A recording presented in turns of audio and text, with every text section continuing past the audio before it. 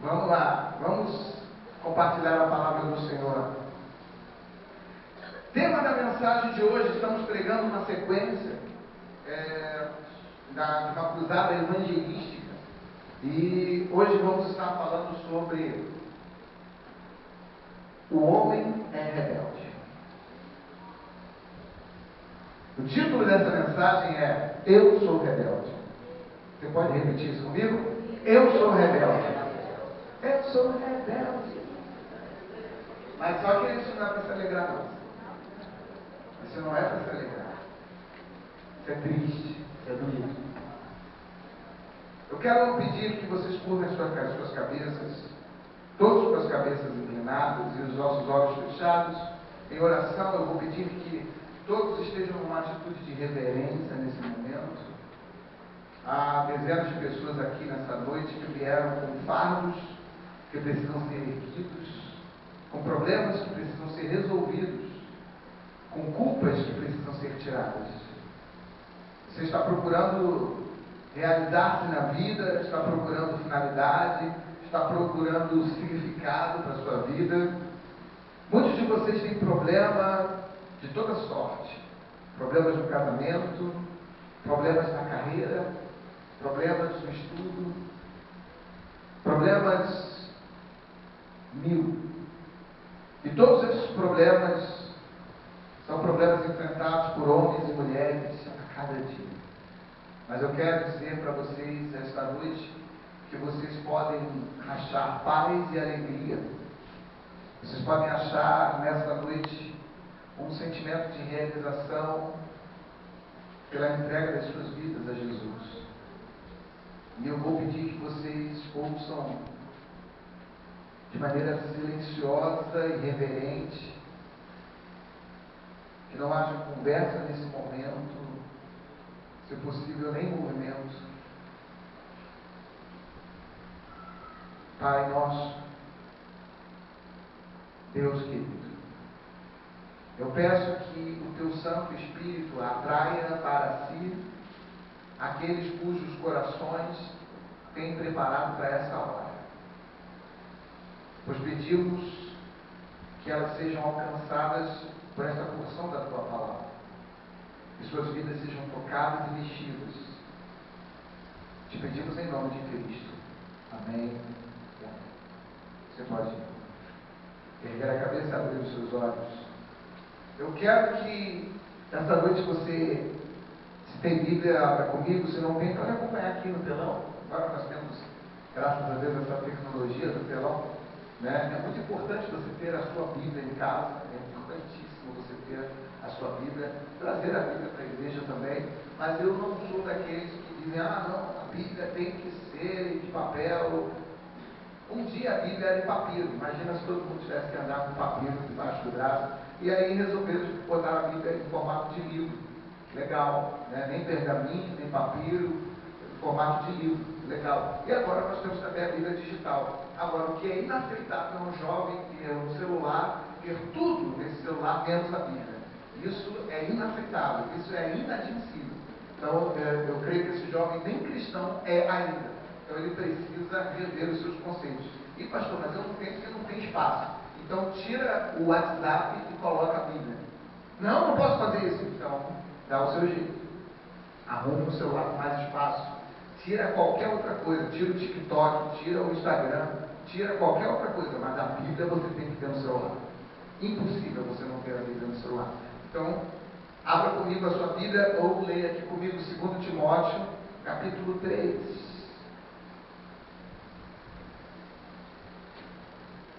Somos rebeldes e a gente precisa entender isso, principalmente nesses últimos dias em que estamos vivendo nessa terra. Mas vocês precisam saber disso. Saiba disso. Nos últimos dias sobrevirão tempos terríveis. Vamos? Os homens serão egoístas, avarentos, presunçosos, arrogantes, blasfemos, desobedientes aos pais, ingratos, ímpios. Deixa eu parar aqui também. Ele está falando nos últimos dias. Isso está acontecendo hoje? vendo homens assim? Pode voltar? Isso. Os homens serão, nos últimos dias, os homens serão egoístas, avarentos, presunçosos, arrogantes, blasfemos, desobedientes aos pais, ingratos, ímpios, sem amor pela família, irreconciliáveis, caluniadores, sem domínio próprio, cruéis, inimigos do bem, traidores, precipitados, soberbos, mais amantes dos prazeres do que amigos de Deus, tendo aparência de piedade, mas negando seu poder. Afaste-se desses também. São esses os que se introduzem pelas casas e conquistam mulheres instáveis, sobrecarregadas de pecado, as quais se deixam levar por toda espécie de desejos. Elas estão sempre aprendendo, mas jamais conseguem chegar ao conhecimento da verdade. Como Jambres e Jambres se opuseram a Moisés, esses também resistem à verdade. A mente deles é depravada, são reprovados da fé. Não irão longe, porém, como no caso daqueles, a sua insensatez se tornará evidente a todos. Mas vocês têm seguido de perto o meu ensino, a minha conduta, o meu propósito, a minha fé, a minha paciência, o meu amor, a minha perseverança, as perseguições e os sofrimentos que enfrentei, coisas que me aconteceram em Antioquia, Icônio, Listra. Quanta perseguição eu suportei, mas de todas essas coisas o Senhor me livrou. De fato, todos os que desejam viver piedosamente em Cristo Jesus serão perseguidos. Contudo, os perversos, os impostores irão de mal a pior, enganando e sendo enganados. Quanto a você, porém, permaneça nas coisas que aprendeu e das quais tem convicção, pois você sabe de quem o aprendeu. Porque desde criança você conhece as sagradas letras, que são capazes de torná-lo sábio para a salvação mediante a fé em Cristo Jesus. Toda a Escritura é inspirada por Deus e útil para o ensino, para a repreensão, para a correção e para a instrução da justiça, para que o homem de Deus seja apto e plenamente preparado para toda boa obra. Amém. Meu Deus.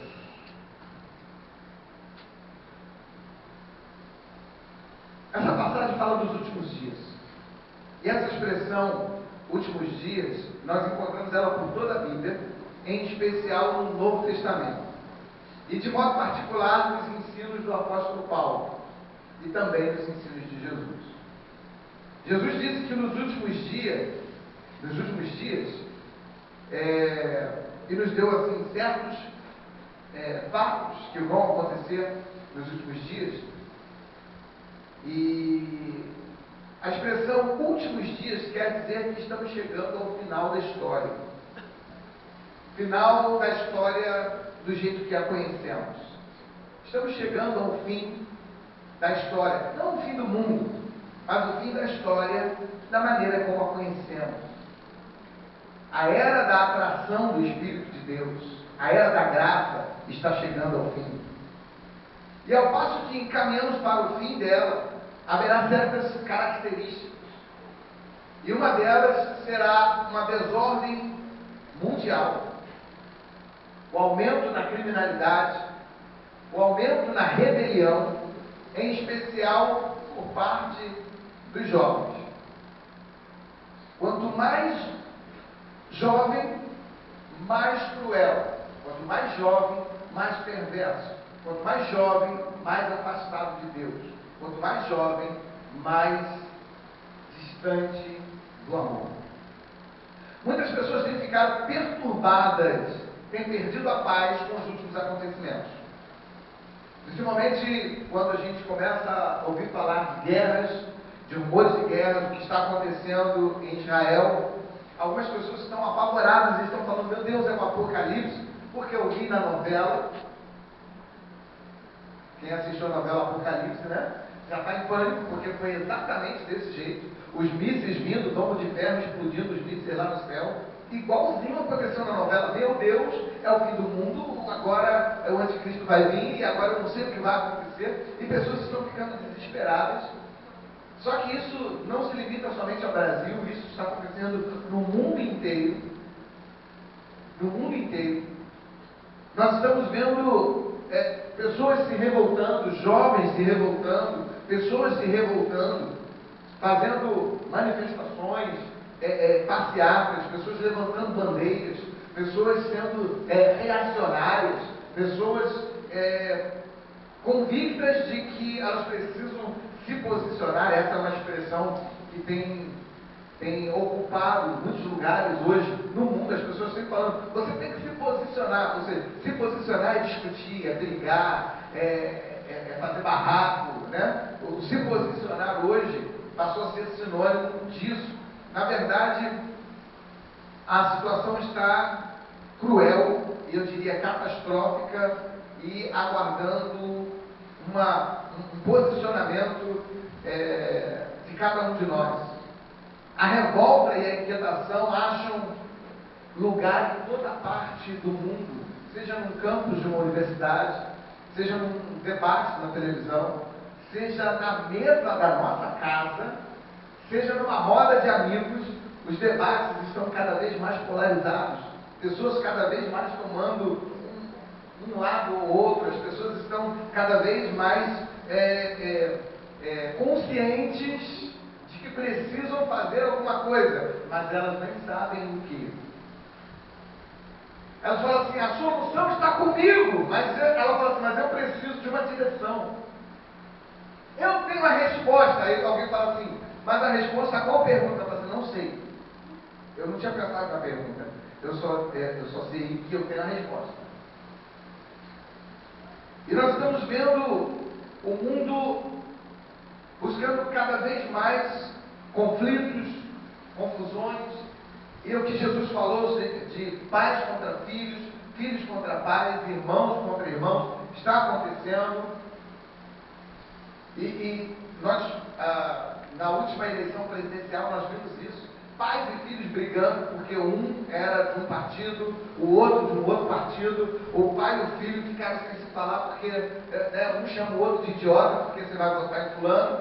Você que é imbecil, porque vai votar no ciclano. E as pessoas cada vez mais revoltadas, e a revolução e a rebeldia manifestada no coração das pessoas. Meu pai não sabe de nada, e o pai dizendo, o filho não sabe de nada, e as pessoas se degladiando por conta da rebeldia.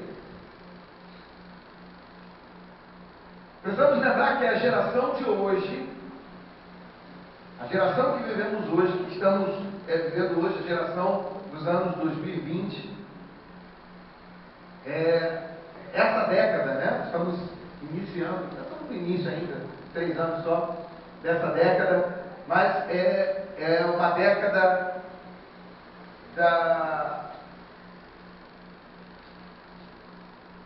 das convicções e certezas. Todos são convictos e certos. Não sabem de quê, mas eles são convictos e certos. Eu estou convicto e eu estou certo. Por quê? Porque o conceito do certo e do errado mudou. Hoje não é mais a base do ensino e da formação não é mais uma visão judaico-cristã. Isso foi mudado. Entraram algumas filosofias não novas, filosofias antigas, com relação à verdade. A verdade não é mais absoluta. A verdade não é mais... a verdade agora ela é relativa. A verdade, cada um tem a sua. E alguém ainda fala assim, não, essa é a sua verdade, porque a minha verdade é outra verdade. Então, hoje estamos na era em que um homem se olha no espelho e diz, eu sou mulher, eu sou uma linda mulher. Uma pessoa se olha no espelho e fala assim, eu vou entrar na cota para negros, porque eu sou negro, e ele loiro de olhos azuis. E ele fala assim, não, mas eu sou negro, eu posso. e ninguém pode fazer nada porque é autodeclarável. E aí o branco se declara negro para fazer um concurso. E ninguém pode dizer nada, porque eu acho que eu sou. Então você é aquilo que você acha. E não você é aquilo que você é. As pessoas, cada um tem a sua própria verdade. E aquilo que se vê não pode mais ser declarado como sendo aquilo que essa verdade é essa porque eu estou vendo. Não, isso aqui é pedra. Fala, não, isso aqui é acrílico. Não, isso aqui é pedra. Isso aqui é um conjunto de pedra. Fala, não, gente, isso aqui é acrílico. Essa é a minha verdade. Se eu estou dizendo que a pedra é pedra. Estou bebendo água, mas eu estou sentindo como um gosto de refrigerante, champanhe.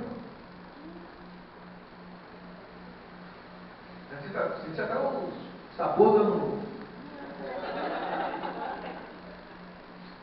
E ninguém pode contestar ninguém, porque cada um tem a sua própria verdade. Mas isso está se espalhando de uma forma avassaladora. Os pais conseguem ter algum controle dos filhos, talvez até o fim do ensino fundamental. Ao entrar no ensino médio e ingressar numa faculdade, há um abismo entre pais e filhos. Seus filhos já não são mais seus filhos, muitas vezes ficam irreconhecíveis e toleram você. Por quê? Porque estamos vivendo na era da tolerância.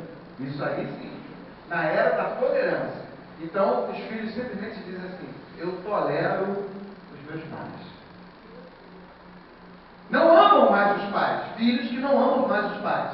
Filhos que simplesmente toleram os pais. Por quê? Porque estamos na era da tolerância. Então, eu tenho que tolerar tudo. Tolerância é tudo. Mas, como eu disse, tudo é relativo. Então, tudo, você tem toda a razão da sua verdade, relativamente, até em alguns pontos. Até matar uma vida você pode. É só dizer assim: meu corpo, minhas regras, mas o corpo que está dentro do teu corpo é um outro corpo. Não, isso aí está dentro do meu corpo, é meu, e eu mato a hora que eu quiser. Pessoas que defendem o aborto, pessoas que defendem a prática sexual promíscua, desregrada.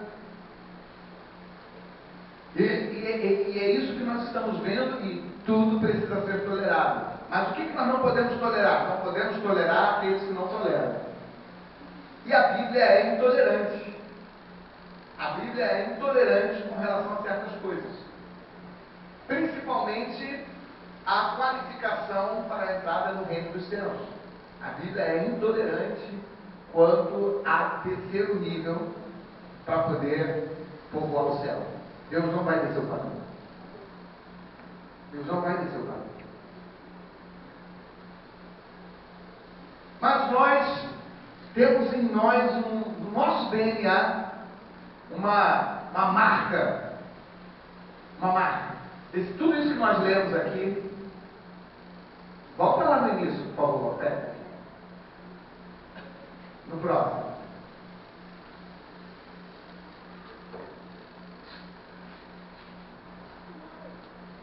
Vê se você não tem aí no seu DNA. Eu quero que você faça uma aula. É uma pergunta retórica, tá? Você não precisa responder em voz alta. É só para você pensar. Uma pergunta retórica é só para você pensar. Os homens naqueles dias serão egoístas. Aí você diz assim: eu não sou egoísta. Porque nós não somos nada disso que está aqui. Concorda comigo? Nós não somos.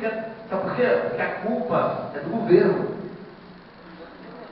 Nós fomos ensinados a culpar alguém. A culpa é do governo.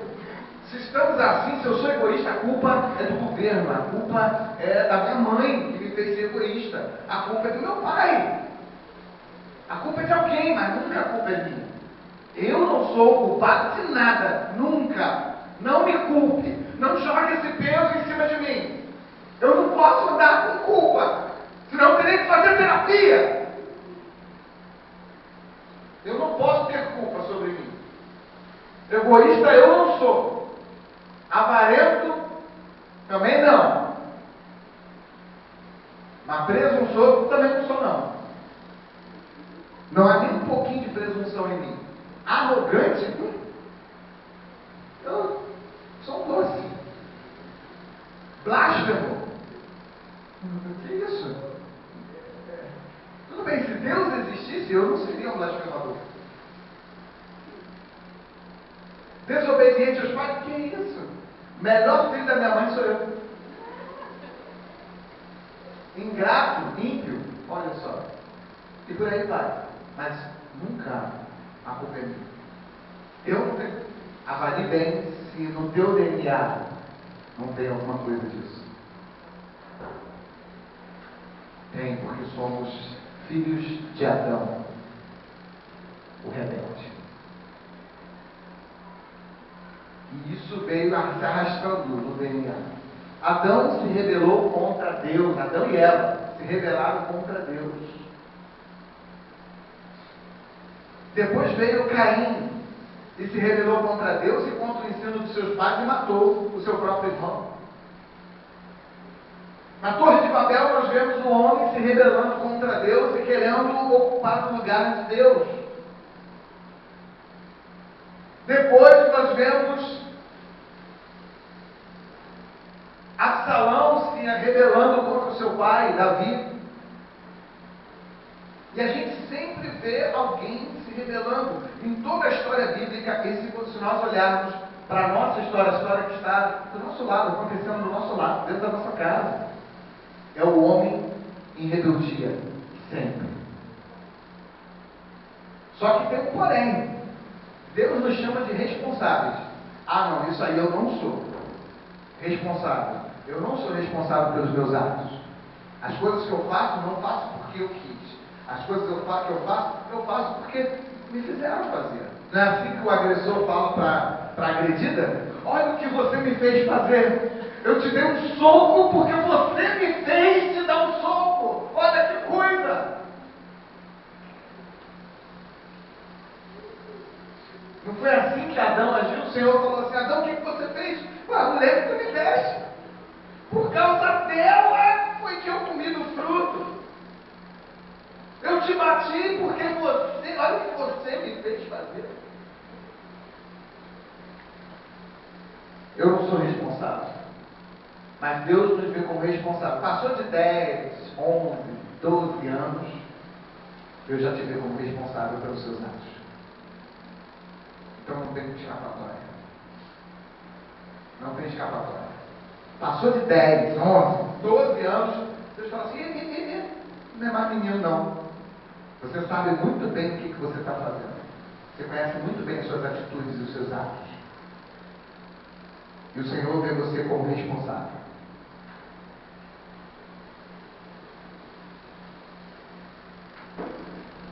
Nós vivemos num sistema, nós não, né? Mas os nossos adolescentes e jovens estão sendo criados e formados dentro de um sistema que tem preparado pessoas para pensar desse jeito. O mundo está sendo preparado para viver uma pandemia psicológica e psiquiátrica. Uma pandemia de ansiedade, depressão. Uma pandemia. Todo jovem agora tem TDAH. Todo jovem tem TDAH. TDAH. Transtorno déficit de atenção, né? Todo jovem tem. Queridos, não tem tanta gente doente assim. Mas a indústria farmacêutica precisa vender remédio. Então, uma criança um pouquinho mais agitada, tá com problema.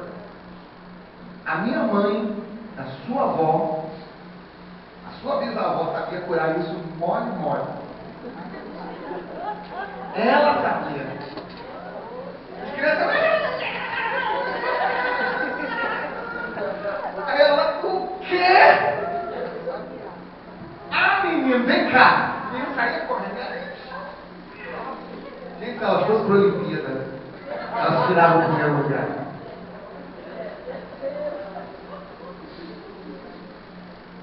TDAH.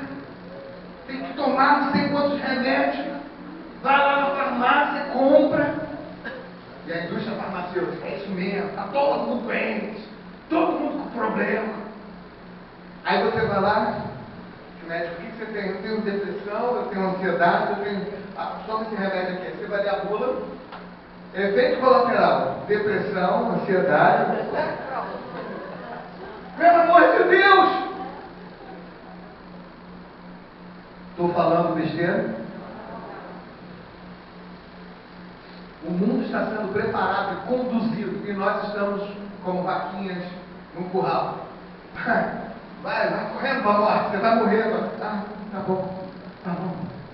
Estamos caminhando. Sabe o que você tem? Você não tem nada. Você sabe o que o apóstolo Paulo teve? Ele falou ali, desce aí. Mais. Acho. Não, 10. 8. 9. 10. 11. Quantas perseguições suportei? As perseguições e o sofrimento que enfrentei, coisas que me aconteceram em Antioquia, Icônio, Listra, todo lugar que ele passava, perseguição, sofrimento, dor, angústia. Aí Paulo escreve uma carta para uma igreja, aos Filipenses, e ele bota assim: alegria, alegria, alegria. É tudo isso que sinto desde que encontrei Jesus. E a gente fala assim: meu Deus, eu só tenho dor, sofrimento, tristeza, mágoa, angústia, rancor, estou com depressão. Não.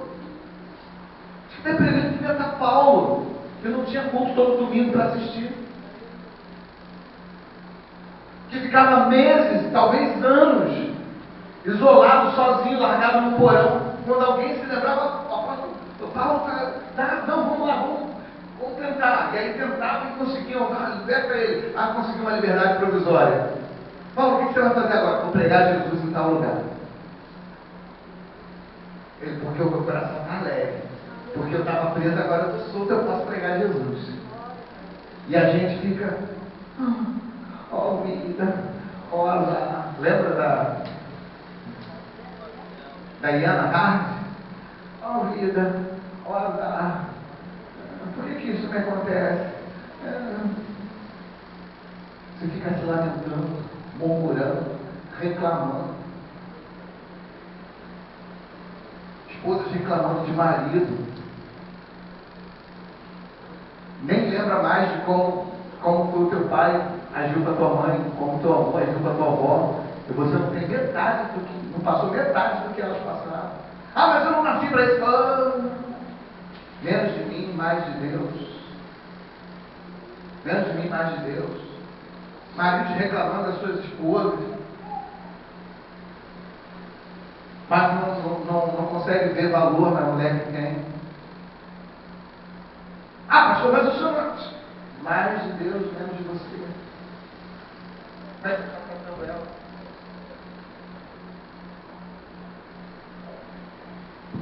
Como é que você está tratando ela? Como é que tem sido essa essência? Cada um tem a sua verdade, cada um quer viver aquilo que acha que é certo. E rejeitam a declaração de Jesus: eu sou o caminho, a verdade e a vida. Rejeitam isso. Jesus disse: eu sou o caminho, a verdade e a vida. Não, Jesus é um caminho. Ele não é um caminho, ele é o caminho. Ele é a verdade. Ele é a vida. Não, pastor. Todos os caminhos levam a Deus. Está muito enganado. Não, mas isso aí, vocês são presunçosos quando vocês não somos presunçosos. É a verdade. Só há um caminho que leva a Deus. Ah, mas eu não acredito nisso. Bom, então tá bom. Então, eu queria ver se um astronauta poderia chegar e dizer, ser um relativista com relação às coordenadas para chegar à Lua. Saiu, o dele saiu em direção à Lua. Ele falou assim: estão fora da rota. Todos os caminhos levam à Lua. Vai. Saímos 2 graus da nossa direção. Todos os caminhos levam à Lua. A gente vai chegar lá. Só eu falava isso para minha esposa. Ninguém pode falar isso. Onde a gente chegar, é lá. Né? Na ciência, ninguém fala isso. Agora, na fé, querem dizer. Na ciência, ninguém diz isso. Imagina se cada um tem a sua verdade. Num cruzamento, um está o sinal vermelho, o outro está o sinal verde. Ah, que está com o sinal vermelho, você está verde porque ele quer, mas para mim, está vermelho porque quer. Eu vou passar. Se ele tiver uma carreta, legal. Mas se ele tiver um fusquinha,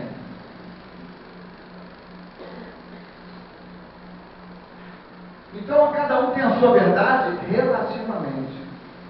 Cada um tem a sua verdade relativamente. Mas em algumas coisas fala, não, em algumas coisas tem que obedecer a regra. Falo, não!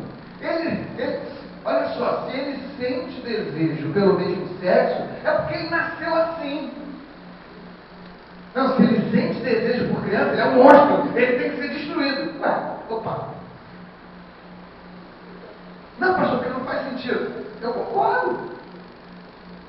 O que eu quero dizer é o seguinte: a mesma lei que ele diz que a pessoa não pode reter ou suprimir os seus sentimentos, os seus desejos, não podem ser reprimidos para uma coisa, então não pode ser para outra. Quando eu digo que a Bíblia vai mais além, a Bíblia diz que o casado tem que reprimir os seus desejos para outra. E deve ter o seu desejo, reter o seu desejo exclusivamente para sua esposa. A Bíblia diz que o solteiro deve reter os seus desejos para todas. E esperar o dia do seu casamento para entregar o seu desejo totalmente para a sua amada ou para o seu amado. Está entendendo? Então, não importa o que você sente, importa o que a Bíblia diz. E o que a Bíblia diz? Nega-se o homem a si mesmo. Então, negar o seu desejo, seja qual for o desejo, se está fora do que a palavra diz, o que a palavra diz? Homem e mulher, marido e mulher. O desejo sexual deve ser dentro desse fechado aqui. Ele não deu brecha, ele não abriu margem. O marido para a esposa para o marido. E ponto. E ele fala marido para a esposa e esposa para o marido. Ele não fala marido para o marido, uma esposa para a esposa. Ou esposa para o... Não existe. Ele está falando de casal, está falando de par. Casal casa. O par são 2 iguais. Par de brincos, 2 brincos iguais. Um par de parafusos, são 2 parafusos iguais. Um par de porcas, são 2 porcas iguais. O casal casa. Casal e parafuso não porca. Mas a filosofia que rege esse mundo tem pervertido os valores dos pais e ensinado aos filhos que os seus pais são retrógrados e ultrapassados, que não devem ser mais dados ouvidos a eles. E quando se forma na faculdade, há um grande abismo entre gerações. Um grande abismo entre gerações que não se conversam, gerações que não se comunicam, gerações que não se falam, jovens que só querem ouvir jovens, mas querem tomar a decisão do país, querem tomar decisões que mexem no país, mas ainda não sabem nem arrumar a sua cama. Jovens que querem tomar decisões importantíssimas, mas não sabem chegar no centro da cidade, não sabe o que é um cartório, nunca foi num fórum, mas quer tomar a decisão do país.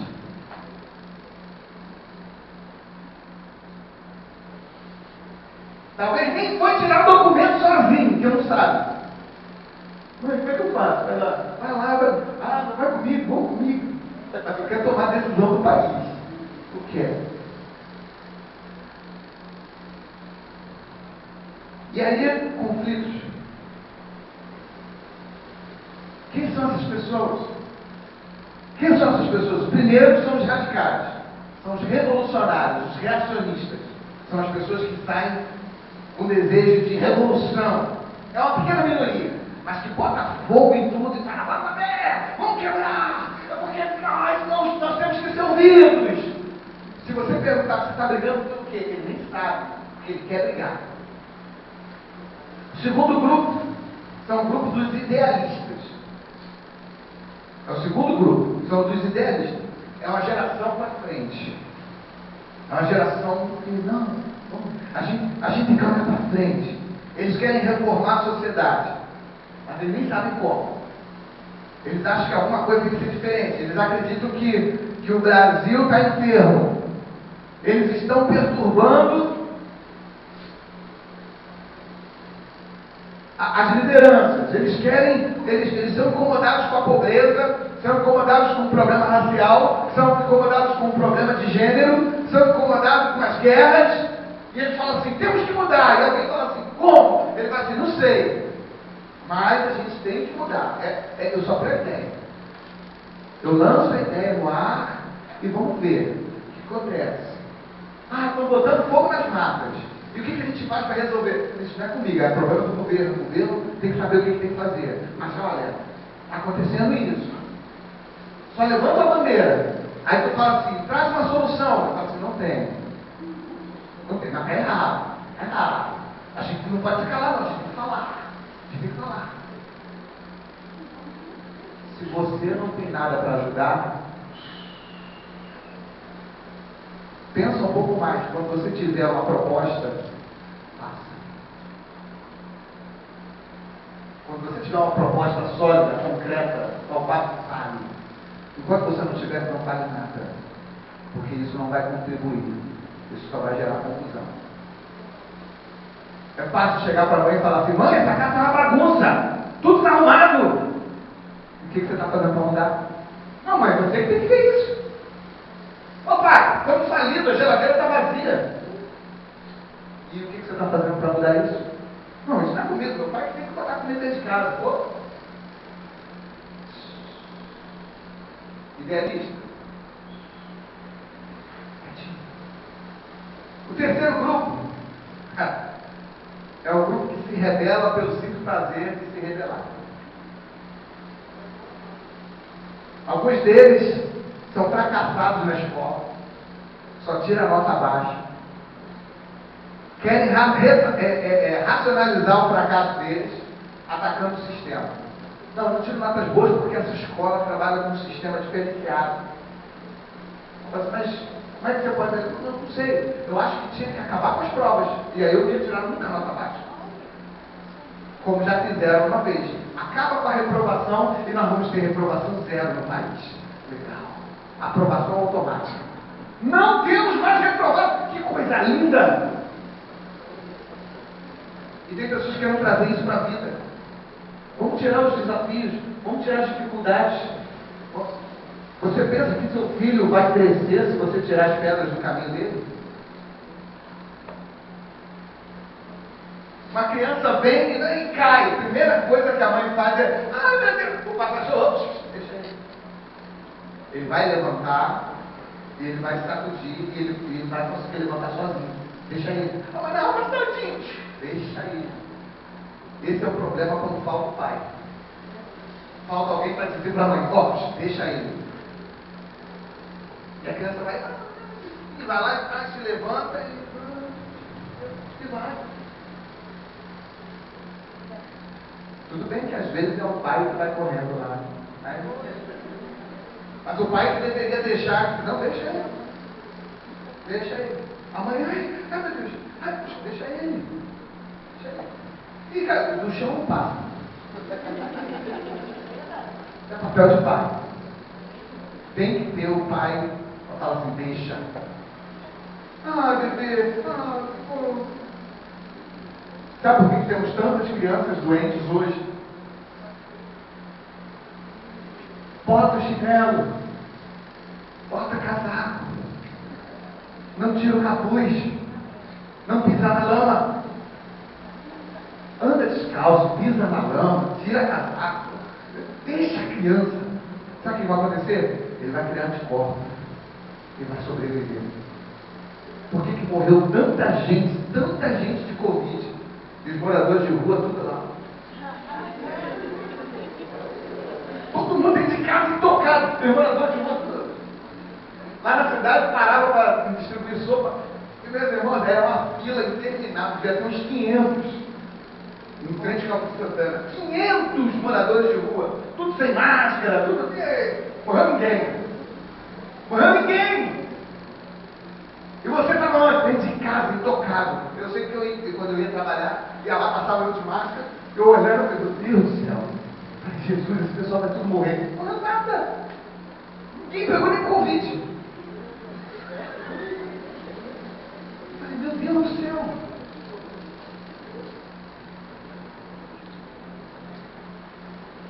Esse é o nosso problema. Nós queremos caminhar contra aquilo que deve ser.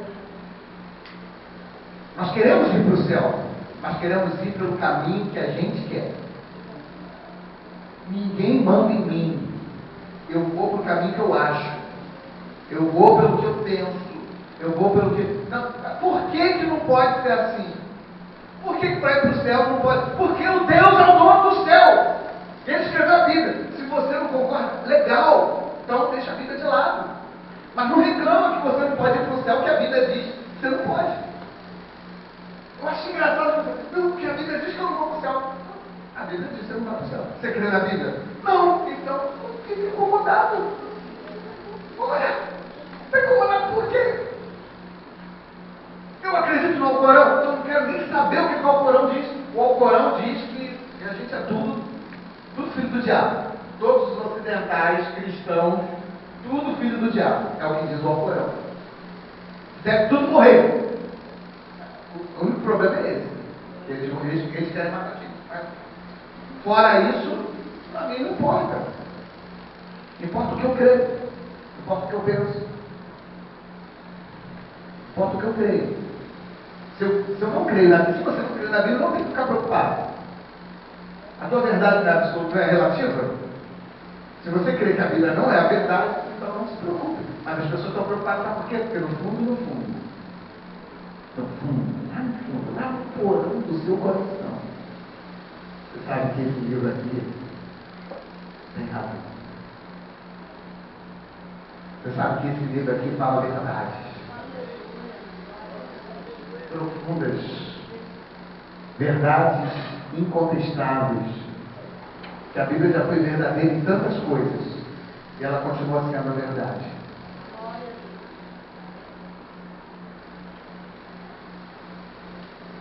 Muitos livros da Bíblia foram escritos em prisão. Paulo sofreu discriminação. Mas ele manteve a sua vida feliz.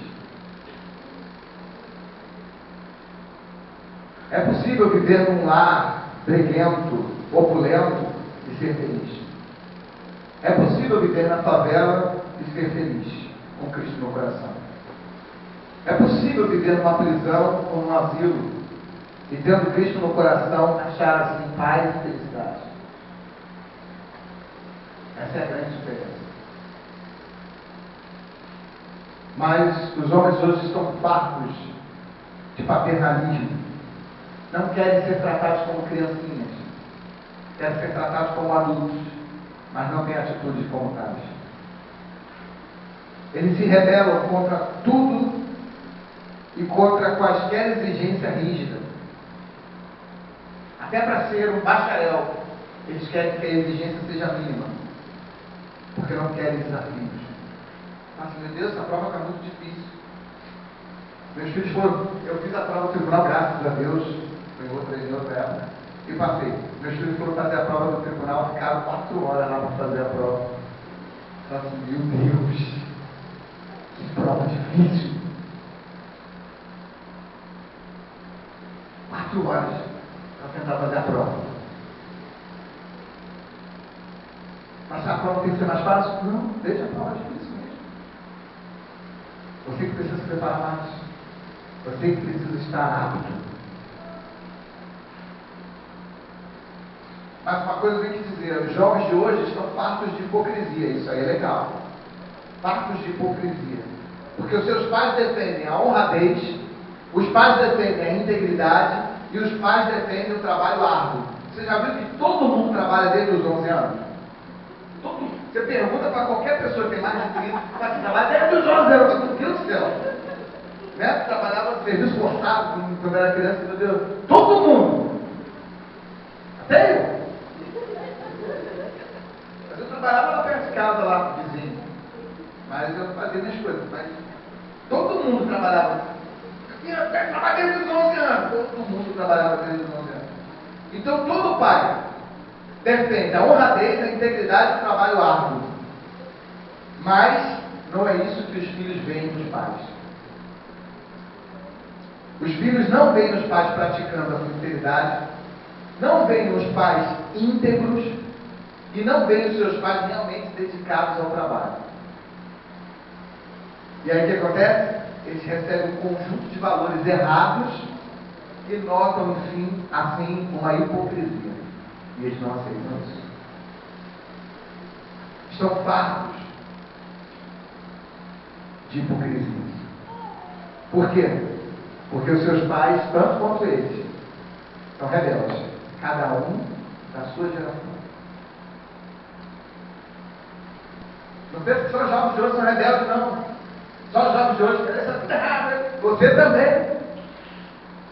E deixa eu te contar uma coisa. Meu pai e sua mãe também. Todo mundo errado. Cada um na sua época. Todo mundo errado. Porque todos são rebeldes. Todos rebeldes. O homem é trino.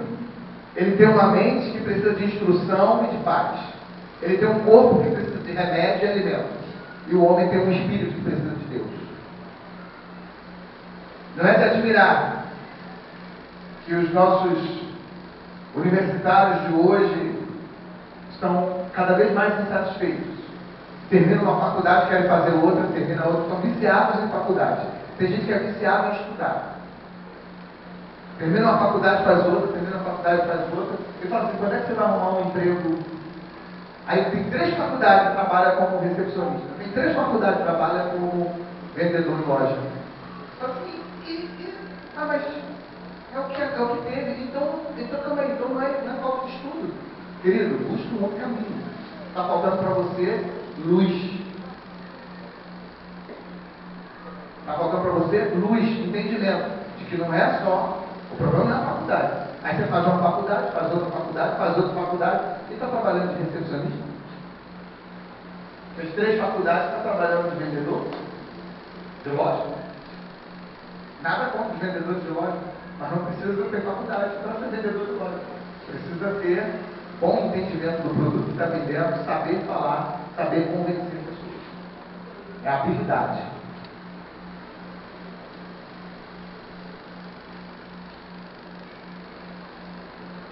O Evangelho de Cristo precisa entrar em ação. Sabe por que tudo isso? Porque as faculdades te ensinam a viver, mas elas não te ensinam, não te preparam para sofrer. As faculdades te preparam para o glamour da vida, mas não te preparam para as dificuldades que você vai encontrar.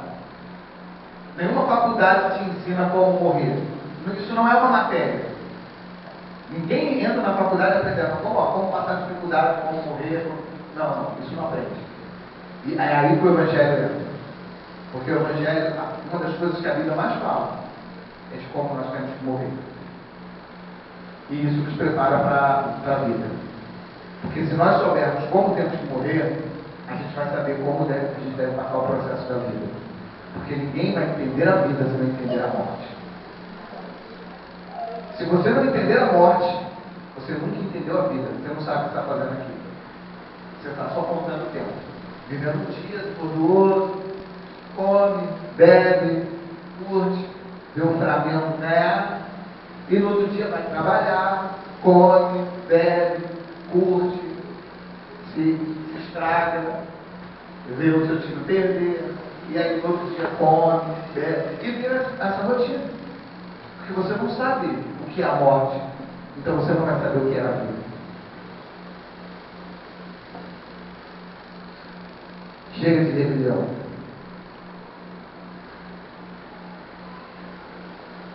Nós precisamos sair dessa caixinha que nós temos. Precisamos entender que existe algo além disso. Muito além. E alguém diz assim: eu não acredito no mundo espiritual. A ciência nos apresenta que existe um mundo espiritual. Que isso, pastor? A ciência só vai... Estuda um pouquinho de física quântica. Alguns cientistas acreditam que até o fim desse século, o homem terá rompido a barreira da luz. Será? Cientistas acreditam que até o final desse século, porque no final do século passado, o homem conseguiu romper a barreira do som. E agora o homem quer romper a barreira da luz. Isso significa que, se astronautas saíssem daqui da Terra e fossem para a estrela mais próxima, na velocidade da luz, eles levariam 5 anos na velocidade da luz para chegar até a estrela mais próxima. 5 anos para ir, 5 anos para voltar. São quantos anos? 10 anos. Porém, para aqueles homens que estavam ali, não passaram-se apenas 10 dias. Quando eles voltassem, nós estaríamos 10 anos mais velhos e eles 10 dias mais velhos. Porque eles voariam na velocidade da luz. E na velocidade da luz, 5 anos. Sabe o que é a velocidade da luz? A velocidade da luz é você botar um fio daqui para Brasília e voltar 100 vezes. Daqui para Brasília e volta, daqui para Brasília e volta, daqui para Brasília. Você acende um interruptor aqui, a luz vai fazer esse caminho 100 vezes. 1 segundo depois, a lâmpada vai acender lá em Brasília. Depois de percorrer 100 vezes esse caminho. Essa é a velocidade da luz. Agora imagina 5 anos viajando nessa velocidade.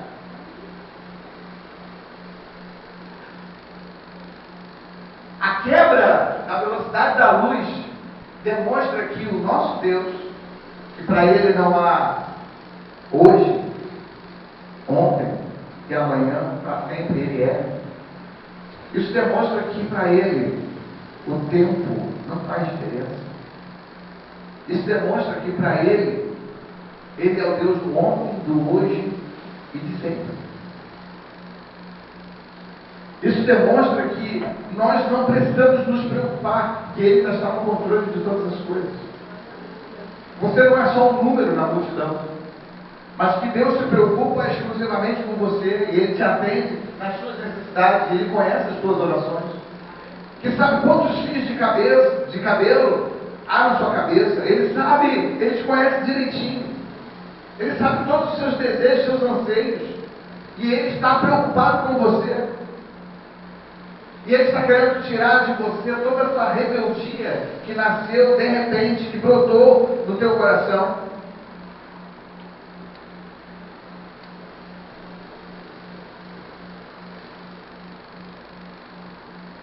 Mas a gente só precisa primeiro receber Jesus. Precisamos nos arrepender dos nossos pecados, nos arrepender dos nossos erros, nos arrepender de tudo aquilo que estava escrito aqui. Entender que nós somos pecadores, sim. Senhor, eu tenho sido presunçoso, arrogante, soberbo, eu tenho sido avarento, eu tenho sido blasfemador, eu tenho sido desobediente aos pais, eu tenho sido ingrato, eu tenho sido cruel com a minha esposa, eu tenho sido perturbador dos meus filhos, Tem pai que é perturbador do filho. Tem pai que perturba o filho. Ele fica ali pegando o pé até o filho explodir. Mas isso mesmo de fica ali.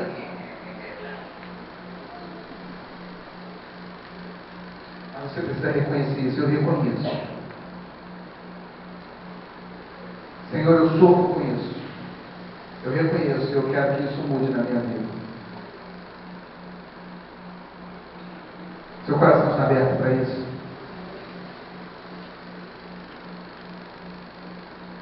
Eu quero te convidar hoje a você tomar uma decisão de abandonar a rebeldia. Eu quero convidar você hoje a não ser uma pessoa que não crê em nada.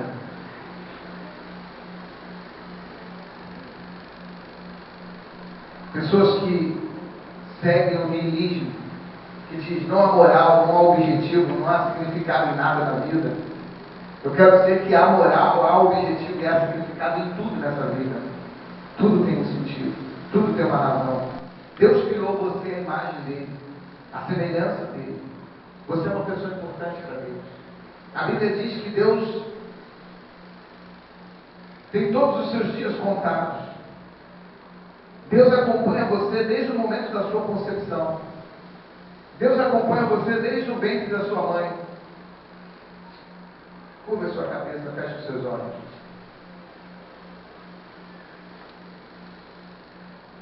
Deus acompanha você desde o ventre da sua mãe.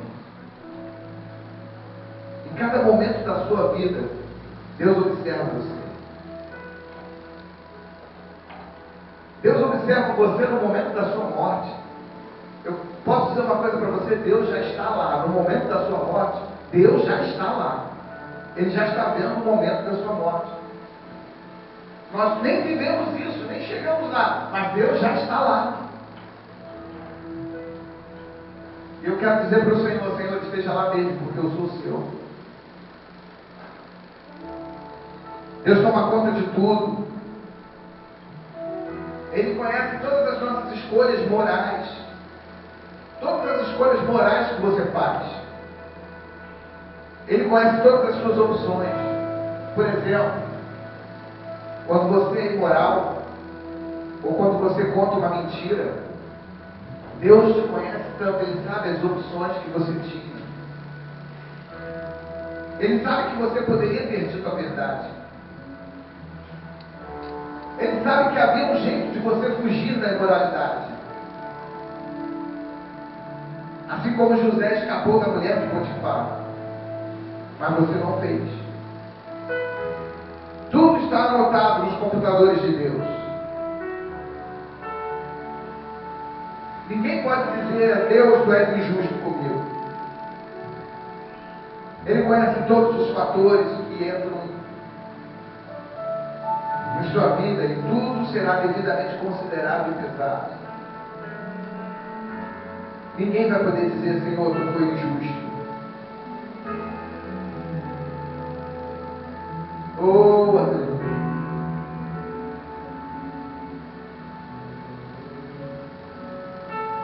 John Lennon, dos Beatles, certa vez disse no Canadá, se pecar significa errar o alvo, então eu sou um pecador. E ele estava certo. Ele, eu, você também. Somos pecadores porque deixamos de alcançar o padrão e as exigências de Deus para a nossa vida. Não alcançamos o alvo. E aí precisamos de reconciliação, precisamos de perdão. E é por isso que Cristo veio e morreu na cruz, por mim e por você. E agora vem o problema da culpa. E o Senhor quer tirar dos teus ombros toda a culpa.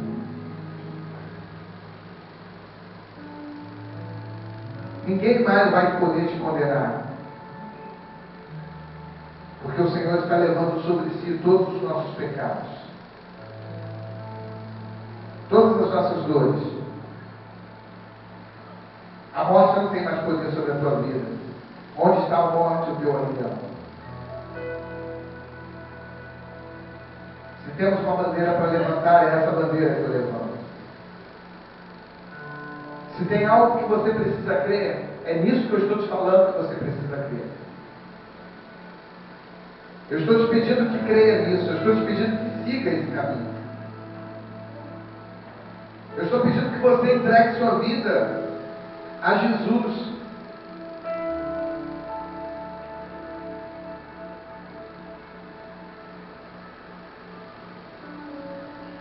Eu estou te pedindo essa noite que você receba Jesus no seu coração. E você me pergunta, pastor, o que eu tenho que fazer? Antes de tudo, se arrependa. Se arrependa dos seus pecados. Isso quer dizer, você deve estar disposto a voltar as costas pelo teu pecado. Quer dizer que você tem que estar disposto a reconhecer que pecou e está pronto para fazer isso. O nome disso é arrependimento. Em seguida, pela fé, você recebe Jesus como seu Senhor e Salvador, como seu mestre. E com a tua boca você precisa confessar Jesus Cristo. Eu quero pedir que você faça uma declaração pública disso. Porque Jesus disse, se você está disposto a me reconhecer perante os homens, eu também te reconhecerei diante do meu Pai. Mas se você não está disposto a me reconhecer diante dos homens, eu também não reconhecerei diante do meu Pai.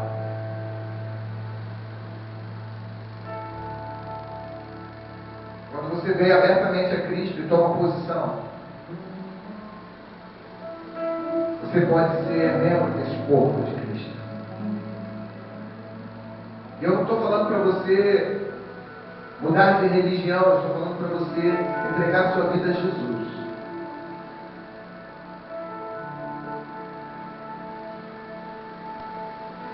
E se você quer fazer isso, eu vou pedir que você venha aqui na frente.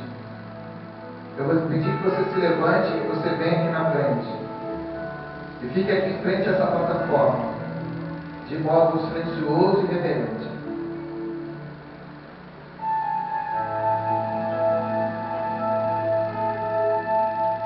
Eu quero que você abra o teu coração para Jesus. Você homem, você senhora, você jovem. Se você quer fazer isso, faça isso agora. Não permita que nada e ninguém te impeça. Abra a mão dessa rebelião. Você pode dizer nessa noite, eu não sou rebelde, porque Cristo entrou na minha vida. Eu estou disposto a viver algo novo. Eu estou disposto a viver algo novo com Jesus.